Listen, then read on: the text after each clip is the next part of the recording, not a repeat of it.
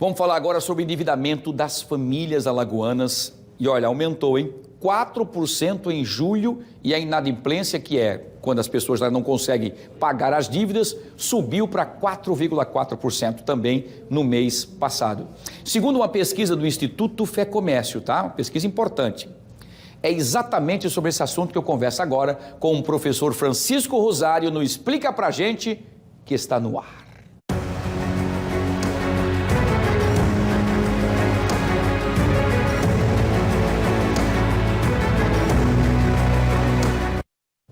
O que a gente quer saber? Professor Francisco Rosário, primeiro, mais uma vez, boa tarde, bem-vindo aqui ao nosso Explica Pra Gente, obrigado pela sua disponibilidade sempre. Professor, a renda aumentou e o endividamento também. Aí a gente acaba não casando isso, quer dizer, se aumentou a minha renda, como é que eu me endivido mais? Quer dizer, eu estou comprando mais porque eu acho que eu estou mais rico, é isso? Boa tarde, professor. Boa tarde, Wilson, boa tarde a todos e todas que nos assistem aqui no Fenômeno, claro. Wilson, pois é isso mesmo que você está falando, por incrível que pareça. Não, mas deixa eu explicar melhor, né? O que aconteceu, Wilson? Do ano passado para cá, teve o programa Desenrola. Essa é uma hipótese que o pessoal da Serasa também está levantando, quer dizer, eles que levantaram isso e alguns outros especialistas. O Desenrola reduziu o endividamento, fez a negociação, eliminou algumas dívidas, tirou o nome das pessoas do negativo, tá certo?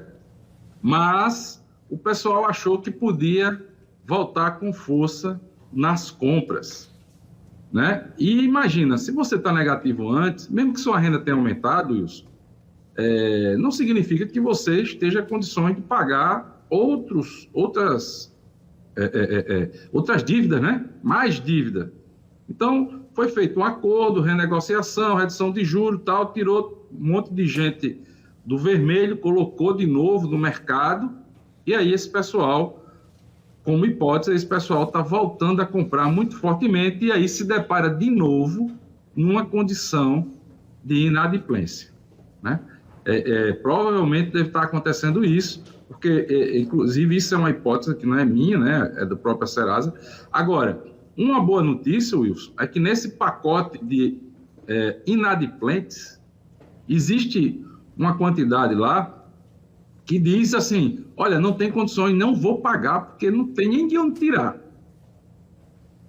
Aí, esse pessoal reduziu em 13%. Essa turma que não vai pagar, não tem condições de pagar de jeito nenhum, esse pessoal reduziu em 13%. Então, teve aumento de endividamento, teve aumento da inadimplência, mas aqueles que efetivamente não conseguiriam pagar de jeito nenhum, teve uma queda. Que bom.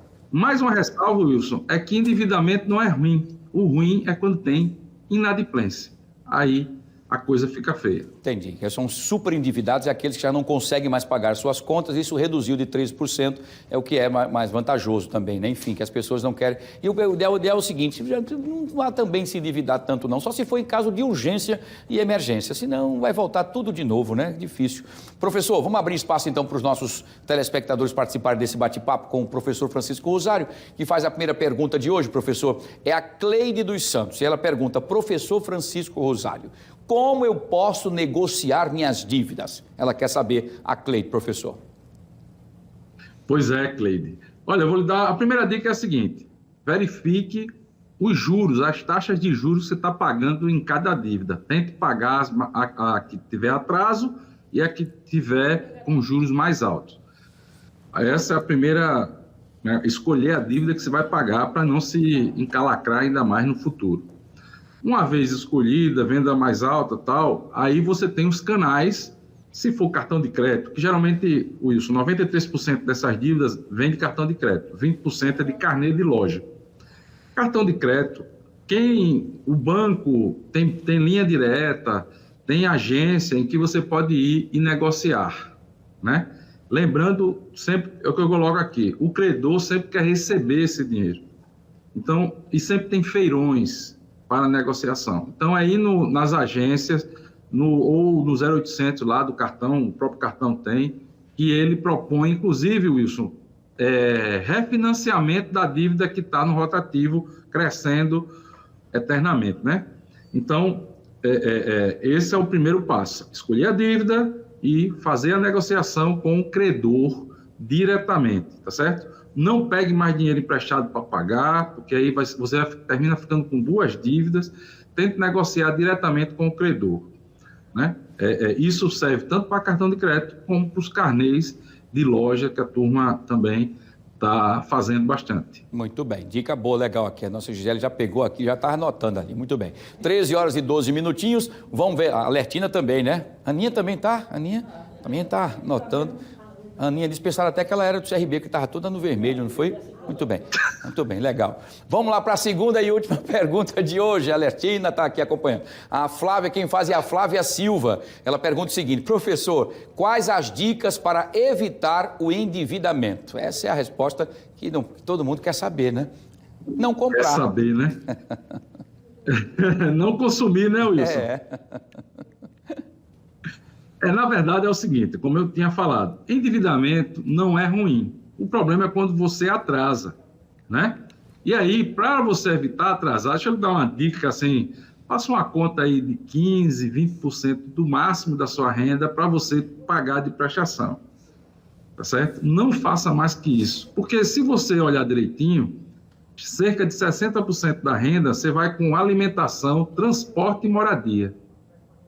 Então, se você colocar mais 20% para pagar outras coisas, você fica com muito pouco para pagar, por exemplo, algumas emergências, algumas festas, algum lazer que você queira ter.